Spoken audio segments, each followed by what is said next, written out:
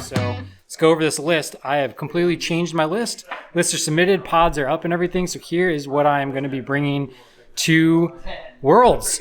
All right, so 5 Wraithblade, 2 squads of 10 Wraith Guard, all with the cannons, 2 Spirit Seers. One's got Fate's Messenger, one has re-rolling a dice every turn for my Strands of Fate.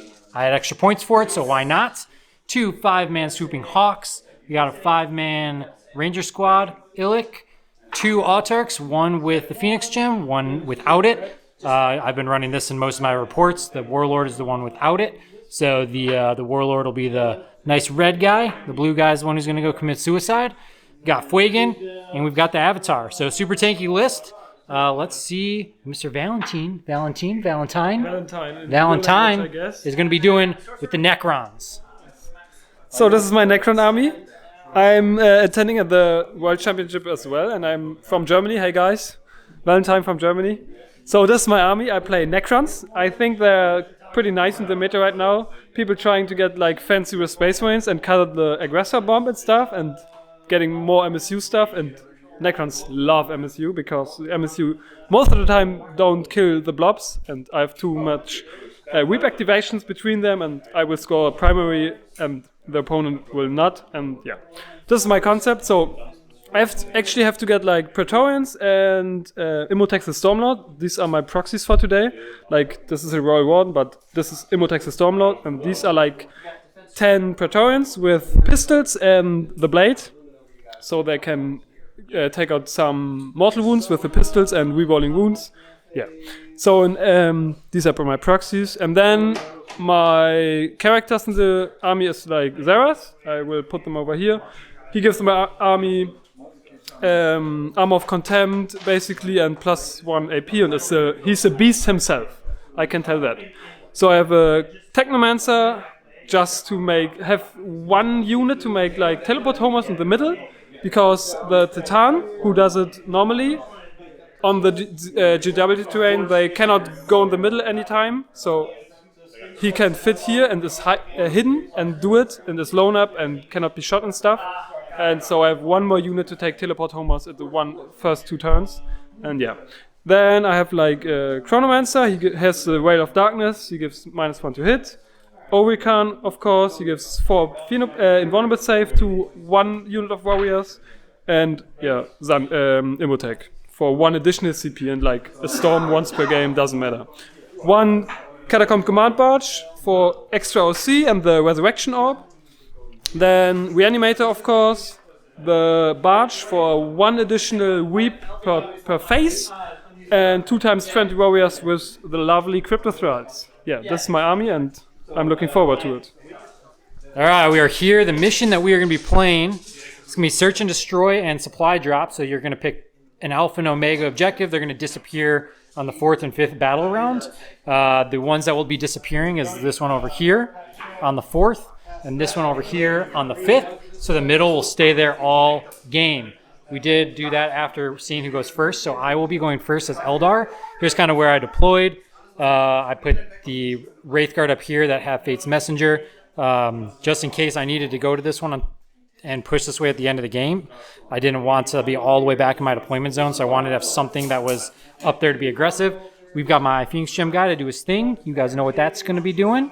They're behind this wall. All the Hawks are on the board, just screening so he can't jump in.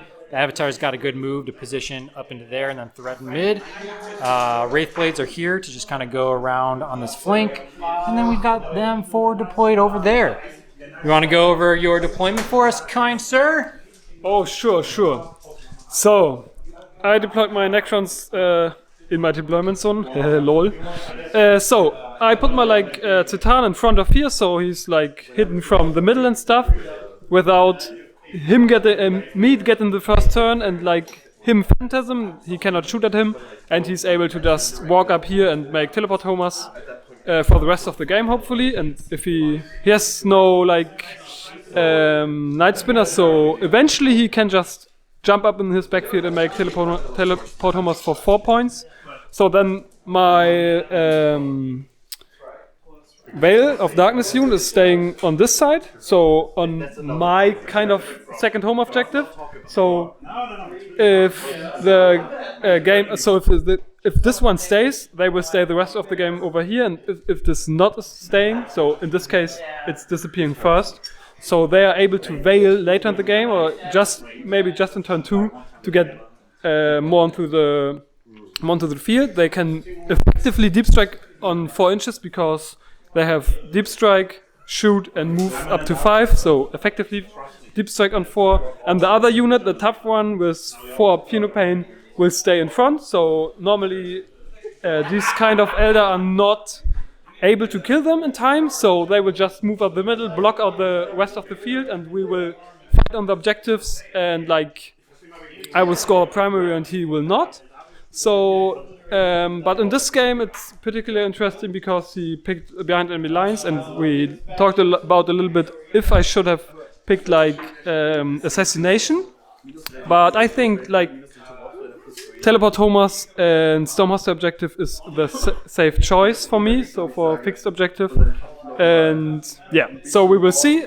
So some of his characters will come into my zone at some point. Yeah, I hope I can deny the first one, but the outties are just too fast with what's it called? Strike and Fade. So yeah, we will see how this game is going, and yeah. He's moving already. All right, super quick turn for my turn 1. Moved up here with them. I'm purposely not touching that because if he just takes control, he gets points. I'm also purposely not shooting at him because then he'll just regrow guys all the way out here, and then he'll just get more distance and everything. So we're just going to kind of chill there, play the long game. Got a 5-inch charge on the Avatar. He's up here in a good just staging position in case he needs to go and yeet forward in a turn or two. And then I rolled a 6 to advance him. He ended up in this pocket here. Then I fire and faded up there. He's doing teleport homers, getting me behind. So I'm just going to take my 7 points, and we're going to roll it over to Valentine. So this was my first turn. I will go through it in like a minute or so. So basically I veiled my one unit that was staying over here and put them, the Autarch was staying here. Activated my once per game ability from Immotech to get some mortals on him to trigger the Phoenix gem in the shooting phase for sure. So he died in the shooting phase, and then I charged him with everything, and he died again. So then I set it up my Veil unit like there where the dice are lying right now, like here, and I had 9 shots on the Autarch, but he doesn't want to be shot, so I don't have to move like 5 inches with my shoot move, so I couldn't get on the objective marker automatically, and there was no other space to get like here to shoot at the avatar or something, so they were stuck here. They made an 8-inch charge on this, moved like this direction with the rest of the units, getting nearer to him, and piled into the avatar and walked on the objective with reanimation, so I got this objective from him. Then the Zetan moved into the middle ruin and started teleport Homer. These guys charged over there, so they screened out this whole area and tagged them and got them off the objective. So he had to like decide between Phantasm him or them onto objective. But I think 6 wouldn't be enough to just block out this objective for sure. So yeah, this was my first turn. He gets 2 primary for his home objective, and I got like 3 points teleport Homer. And next turn I hope to score like Storm Hostile, or he never scores primary again. Either way. All right, his list is kind of nuts, and the way he's playing it is kind of crazy. So we're going to see what we can do against this. Luckily, there's no Necrons in my pod, so I don't have to worry too much about this at all. But it's good practice. It's good to see like what I can do and not do. So these guys bounce at the end of his turn. They're coming back here. They're going to do behind enemy lines and teleport homers. So we'll just get my secondary points. You know me, I like to play teams, so if this was teams, I'd be trying to get as many points as I can. These guys rapid ingress. These are the Praetorians. He's got 1 guy on the objectives. He's going to end up scoring that primary. Nothing I can do there. I had to fall back, shoot and charge with these guys because I really needed one of those squads to be able to be shot by my whole army to at least try to do something here. I can't just let him stay alive. We're just coming up with this entire squad here, coming up with Fuegan. We'll just shoot into combat. or shoot one of the squads. Wraith Blades are coming up ready to charge. We got 4 guys here. We'll probably either just put some additional shots into this squad, or we'll just try to pick some stuff off on the character. It's probably not going to do anything, so every shot into these guys is probably going to matter. So we are going to see how much damage we can do, and if I'm lucky, I will kill a 20-man. Luck is probably not going to be on my side, though. All right, so I scored the secondary points, and he's going to fully max out his primary. He's going to get 15 on primary going into the top of his turn. I think I killed this unit like 4 times, and they all just grew back, so that's what happened there. Everything went in, everything shot, everything grew back, everything shot, everything went in combat, everything grew back. I have legitimately done 0 damage because everything has grown back. So that is all that I'm going to say. That's his tray. Empty. Yeah, I think I killed this squad 3 times last turn, but they're all back. So, yeah, we're definitely not going to win this, but we'll power through this and see what the score is. Hey guys, I'm back. In this phase, I just moved this guys so they had a 2-inch charge on the Falcons, and they shoot them to death. I'm still holding objective, and I screened out my backfield this time for not giving them behind enemy lines and teleport homer points. Then basically my command phase grew some guys back over here and some guys back over here, so they're in range to my barge. So I got this objective in the end of my command phase, so I got a 15 on primary and Storm Hostile objective on this one, because at the start of the turn he didn't control this one, and at the end of the command phase I already controlled it. So then we struck each other and nothing happened, so this one is currently dead, and in his command phase I will weep on this unit again, so they will be full as well.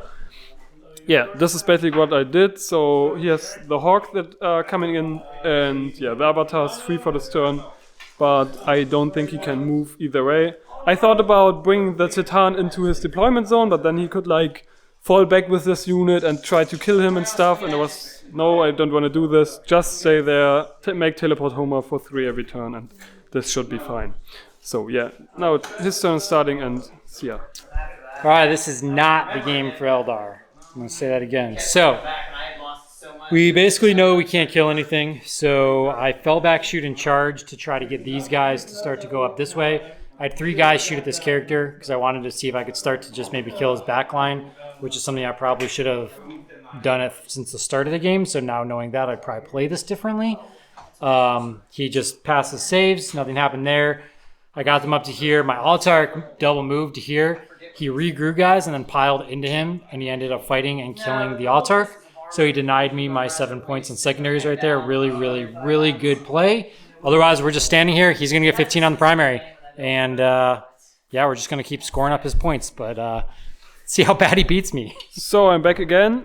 My turn was basically the Praetorians moved up here, charged into the Wraith Blades, because this marker's disappearing. They just try to wrap them, so if you want to fall back and shoot, he cannot do it on every unit, just on one. My Titan jumped into his deployment zone to make teleport homer for 4 points. I got this trick off again, so I just killed 2 guys from here and consolidated out of range of the barge. So he got the objective at the start of my turn. Then I whipped back 2 guys. I got 1 more OC on this unit over there, and I got this. So Stormhouse objective for 4, teleport homer for 4 over there, and nothing else happened. So we stay in the safe state for me, and I control every objective. Yes, and so on. All right, so the game is coming to an end. He's going to be able to just score the rest of his points. But what I'm doing now is actually understanding how to play against this. So I've fallen back with everything, so I'm not going to attack him and him regrow a bunch of crap for no reason. We're just going to get our secondary points. He's not going to fall into stuff and kill it this time. And then I just literally fell back with everything here. I out-OC him. So it is what it is. So he lost the objective, not that it matters. And that is what it is. So I should have been doing that. We'll kind of go over it after the end of this, what I could have done differently. So let's tally up the end of this and see what this last turn does. All right, so as we round this up, same thing was just happening, right? He's gonna be over here doing teleport homers. He's just pushing in, charging, moving, move blocking everything, move blocking stuff. I'm only going to be able to do teleport homers in the middle with Fuegan.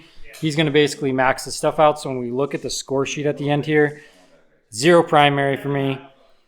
He denied my behind and my teleport homers the turn that he killed the Autarch. So that was a really, really good play, like I said. I only pick up 3 for the teleport homers at the end there. I'm only going to get 34 points. He's going to fully max the primary, and then he's going to get 34 on the secondary, so just a couple points less. So 34-94 to the Necrons. Huge, huge game. Very, very crazy playstyle. So what we kind of talked about, just so that there's a learning moment for anybody that's watching. When I went first, I had my Wraith Guard right here. What I should have done is just auto-advance them and move 12 inches up to here. Made it so that he couldn't get within an inch and couldn't be on this objective. And then I should have Fire and Faded all the way, and I should have circled this whole objective so he would not be able to come on there unless he kills the Wraith Guard. And then I should have ran the Avatar straight up into the middle of it as well to get extra OC.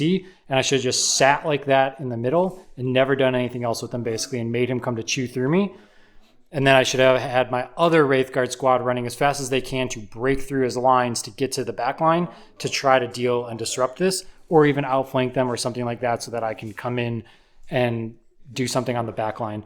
So trying to play more passive, and I let him come to me and just letting him regrow.